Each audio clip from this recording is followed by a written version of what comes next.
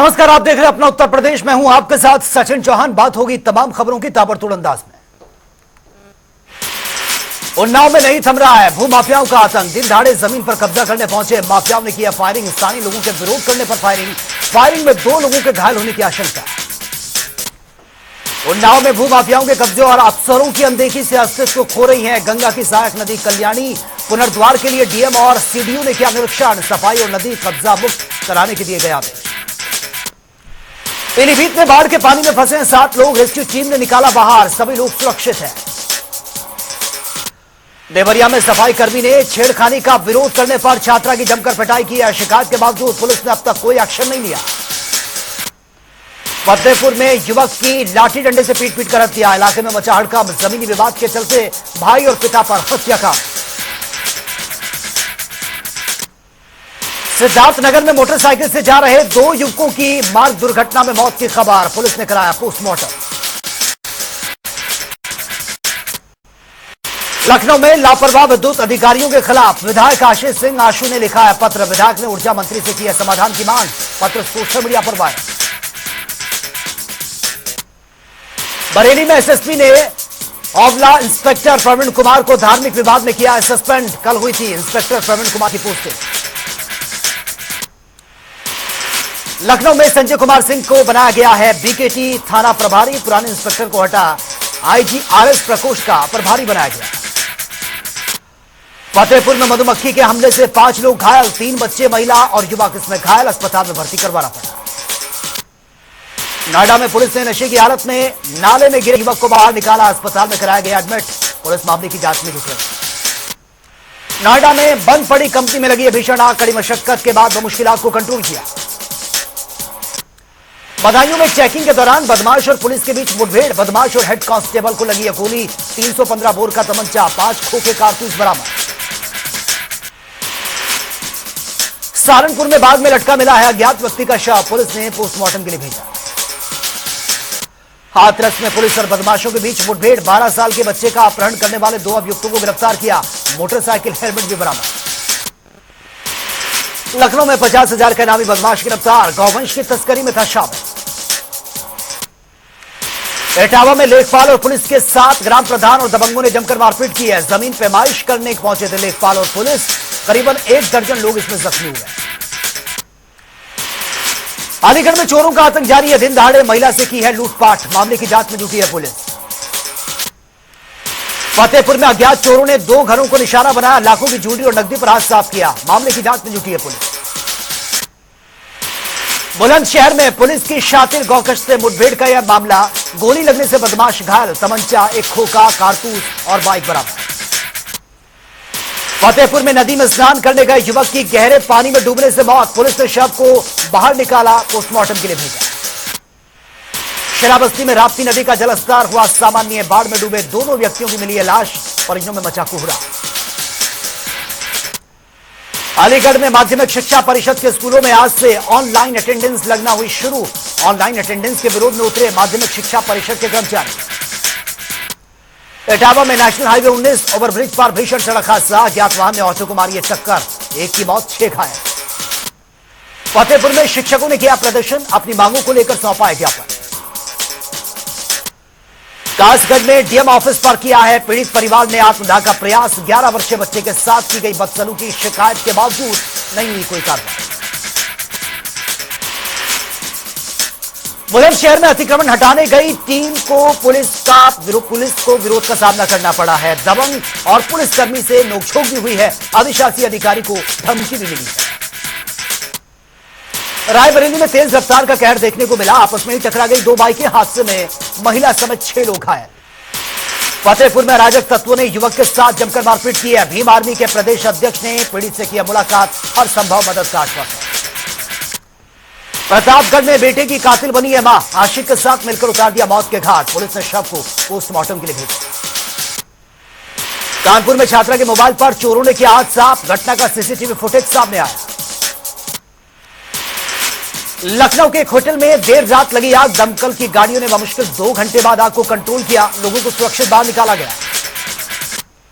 सहारनपुर में दिन दहाड़े महिला ने चोरी की वारदात को अंजाम दिया। घटना का सीसीटीवी फुटेज सामने आया।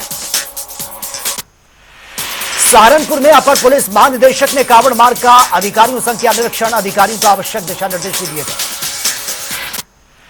आगरा में नगर निगम के दावों की खुली है पोल। बारिश में सड़कें बनी है तालाब, घरों में घुस गया पानी। अलीगढ़ में हाथरस सांसद अनूप प्रधान ने छर्रा विधानसभा के अकराबाद में कार्यकर्ताओं को सम्मानित किया। क्षेत्रीय जनता की समस्याएं भी सुनी। मैनपुरी में उधार के पैसे मांगना महिला को भारी पड़ गया। महिला को जिंदा जलाने का प्रयास, जिला अस्पताल में एडमिट करवाना पड़ा। पीलीभीत में पिज्जा हट में पकड़े गए हैं कई युवक और युवतियां। आगे की जांच में जुटी है पुलिस। श्रावस्ती में बाढ़ के पानी में डूबी हैं युवतियां। एक युवती को मृत अवस्था में बाहर निकाला गया, दूसरी की तलाश जारी। गोरखपुर में लगातार बढ़ रहा है नदियों का जलस्तर। यूपी में अगले 2 दिन भारी बारिश का अलर्ट, प्रशासन पूरी तरह से तैयार। बदायूं में पुरानी रंजिश के चलते दबंगों ने युवक के साथ जमकर की है मारपिटाई। मारपिटाई का वीडियो सोशल मीडिया पर वायरल। मामले की जांच में जुटी है पुलिस। गोंडा में इंसाफ के लिए पानी की टंकी पर चढ़ी है दुष्कर्म पीड़िता। 1 साल पहले दुष्कर्म मामले में पुलिस ने शिकायत के बावजूद अब तक नहीं लिया। बलिया में उफान पर है घाघरा नदी। अपने घरों को छोड़कर कहीं दूर जाने को मजबूर है ग्रामीण। मामले में प्रशासन बेसुध बना हुआ। ललितपुर में चोरों का आतंक। शराब की दुकान के बाहर खड़ी मोटरसाइकिल ले उड़ा गए चोर। सीसीटीवी कैमरे में कैद हुई है चोरी की पूरी घटना। बाराबंकी में दूसरे दिन भी एसडीएम के खिलाफ वकीलों का प्रदर्शन जारी। एसडीएम को हटाने की लगातार कर रहे हैं मांग। गाजीपुर में पुलिस ने ट्रिपल मर्डर का खुलासा कर दिया। नाबालिग बेटे ने की है मां, पिता और भाई की हत्या। पुलिस ने 24 घंटे में खुलासा कर दिया। बहराइच में बंदर के बच्चे के साथ खेलना नर्सों को भारी पड़ गया। मेडिकल कॉलेज के प्रिंसिपल ने 5 नर्सों को सस्पेंड कर दिया। श्रावस्ती में राप्ती नदी में डूबी हैं लड़कियां। इलाके में मचा हड़कंप, तलाश में जुटे हैं ग्रामीण। मुजफ्फरनगर में एक व्यक्ति ने अपने साथी कर्मचारी की बेरहमी से हत्या कर दी है। शव के टुकड़े जंगल में ठिकाने लगा दिए। पुलिस ने एक व्यक्ति को गिरफ्तार किया। आगरा में ऑपरेशन त्रिनेत्र के दौरान पुलिस को मिली है बड़ी सफलता। वाहन चोरी का पुलिस ने किया खुलासा। 2 शातिर वाहन चोरों को गिरफ्तार किया। फतेहपुर में हर्ष फायरिंग करते हुए दिखा युवक। सोशल मीडिया पर वीडियो वायरल। मामले की जांच में जुटी है पुलिस। महोबा में ग्रामीण स्वास्थ्य सेवाओं की हालत खस्ता है। अस्पताल में डॉक्टर्स मौजूद नहीं, इलाज के लिए तड़प रहे हैं मरीज। वीडियो सोशल मीडिया पर वायरल। अलीगढ़ में जिला कलेक्ट्रेट में प्रदर्शन करते ग्रामीण नजर आए। एयरपोर्ट के नाम पर छीनी जा रही है किसानों की जमीन। डीएम ने दिया मदद का आश्वासन। महोबा में दबंगों की गुंडई सामने आई है। 4 युवकों की जमकर पिटाई, मारपीट का वीडियो सोशल मीडिया पर वायरल। बादा में बीमारी से तंग आकर 40 साल के युवक ने फांसी लगा ली है। कैंसर की बीमारी से जूझ रहा था, परिजनों का रो रो कर बुरा हाल। आगरा में उटागन नदी पर निजी रिजॉर्ट स्वामी ने बनाया पक्का पुल। प्रशासन ने की है पुल को तोड़ने की बड़ी कार्रवाई। अवैध तरीके से बनाया गया था पुल। आगरा में हाईकोर्ट के आदेश के बाद चला है बुलडोजर। नाले की जमीन से हटाया गया अतिक्रमण। पीएससी समेत भारी संख्या में पुलिस फोर्स तैनात है। अमेठी में पैर फिसलने से नदी में डूबा युवक। इलाके में मचा हड़कंप, युवक की तलाश जारी है। महोबा में 2 बाइकों की आमने सामने जबरदस्त टक्कर। 2 महिलाओं सहित 3 लोग घायल, अस्पताल में भर्ती, इलाज जारी। हापुड़ में आनंदा डेयरी लिमिटेड ने अपने डिस्ट्रीब्यूटर्स को दी हैं 100 बुलेट। पुरस्कार और सम्मान समारोह का आयोजन किया गया। अलीगढ़ में बाइक सवार रिटायर्ड फौजी के ऊपर गिरा है पेड़। फौजी की मौके पर ही मौत। पुलिस ने शव को पोस्टमार्टम के लिए भेजा। आगरा में स्मार्ट सिटी पूरी तरह से तालाब में डूबी हुई नजर आई है। सफाई अभियान की खुली है पोल। सभी नाले हो रहे हैं ओवरफ्लो। कन्नौज में नाबालिग वाहन चालकों के खिलाफ चलाया गया अभियान। चेकिंग के दौरान बाइक पर 3 लोगों को बिठाकर ले जाते हुए मिले नाबालिग छात्र। ट्रैफिक पुलिस ने चालान कर दोबारा से वाहन न चलाने की नसीहत दी। फर्रुखाबाद में तेज रफ्तार का कहर। शुक्रल्लाहपुर रेलवे ओवरब्रिज से गिरे हैं 3 बाइक सवार। एक की मौत, 2 घायल। ललितपुर में यातायात जागरूकता अभियान चलाया गया। नाबालिग छात्रों से वाहन न चलाने की अपील, नियमों का पालन करने की सलाह दी। मथुरा में ट्रैक्टर और टेम्पो में जबरदस्त टक्कर। गाय को लाने वाली एम्बुलेंस में अस्पताल पहुंचे घायल, इलाज के लिए नहीं मिला बैग।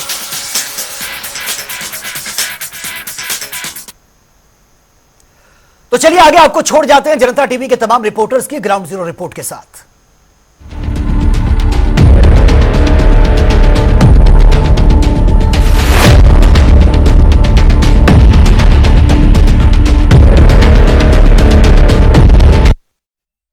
लगातार जो है स्कूली वाहनों के खिलाफ अभियान चलाया जा रहा है, लेकिन इसके बावजूद स्कूली वाहन के संचालक सुधरने का नाम नहीं ले रहे हैं। करीब जो है 1250 स्कूली वाहन ऐसे हैं जो अनफिट हैं, जिनको लेकर के परिवहन मंत्री दयाशंकर सिंह ने नाराजगी जाहिर की है। उन्होंने सीधे से कहा कि इनके खिलाफ एक्शन करिए और इनके खिलाफ कार्रवाई की जानी चाहिए।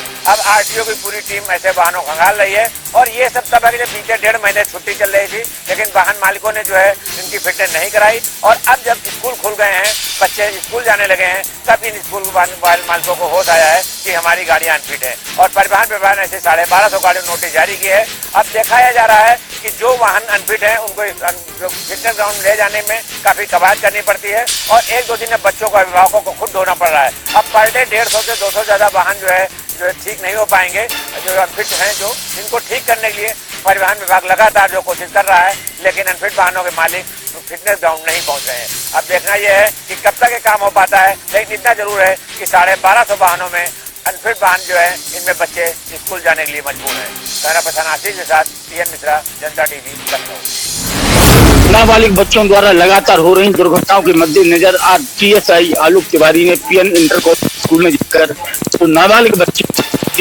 और बच्चा जो नाबालिग बच्चे हैं वो कई किसी भी परिस्थितियों में वाहन न चलाएं। अगर वाहन चलाते हुए का कोई एक्सीडेंट होता है तो उसका जिम्मेवार उनके गार्जियन, उनके माता, उनके मुकदमा पंजीकृत किया जाए। इसी प्रकार तमाम बिंदुओं पर टीएसआई आलोक तिवारी जाकर बच्चों को समझाया।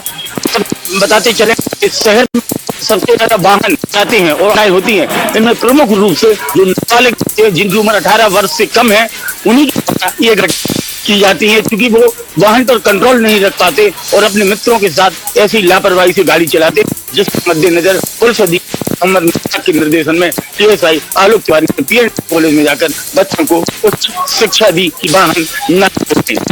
विजय जैन, जनता टीवी। गोरखपुर मंडल में भारी बारिश और नेपाल द्वारा पानी छोड़े जाने को लेकर सभी नदियां उफना गई है। बात करें संत कबीर नगर और गोरखपुर राप्ती नदी की, तो राप्ती नदी खतरे के निशान से 77 सेंटीमीटर नीचे बह रही है। वहीं रोहिणी नदी के जलस्तर इस तरीके से बढ़ गया है कि दोहरिया बाजार में यानी कि मेन सड़क पे कल पानी आ गया, जिसको लेकर पूरी तरीके से लोग घबरा गए और अपने अपने घरों में दुबक गए। आपको बताते चलें कि मौसम विभाग ने 48 घंटे में भारी बारिश के लेकर अलर्ट जारी किया है। वहीं गोरखपुर जिला प्रशासन पूरी तरीके से अलर्ट मोड पर है और सभी चौकियों को अलर्ट कर दिया गया है। मौसम विशेषज्ञ गौतम गुप्ता के अनुसार सभी चौकियों को पूरी तरीके से निर्देशित कर दिया गया है और अलर्ट मोड पे रखा गया है। वहीं गोताखोरों को भी इसमें पूरी तरीके से अलर्ट मोड पर रखा गया है। सुभाष गुप्ता, जनता टीवी, गोरखपुर।